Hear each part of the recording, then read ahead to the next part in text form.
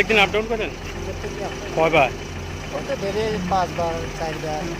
কি অসুবিধা হয়? এটা রাস্তাটা প্রচন্ড খারাপ হয়ে গেছে। এটা কোন জায়গা থেকে কোন জায়গার রাস্তা?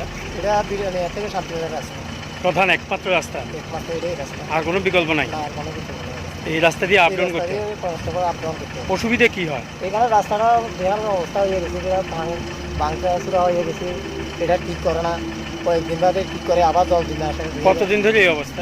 আজকে তো ইতিহাসে 2-3 মাস ধরে বেহাল অবস্থা হয়েছে। আপনাদের গাড়ির কোনো ক্ষতি হয়? গাড়ির তো মেনটেন্স লাগবে বেশি, মানে এই কারণে তো গাড়ির মেনটেন্স লাগবে বেশি। ক্ষতি হইতেছে আপনাদের? আপনাদের তো ক্ষতি হইবে না, এটা আমাদের ক্ষতি হইতে আছে, যাত্রীদেরও অসুবিধা হইতে আছে। অনেক সময় একটা ইমার্জেন্সি গাড়ি যেতে পারে না রাস্তার কারণে।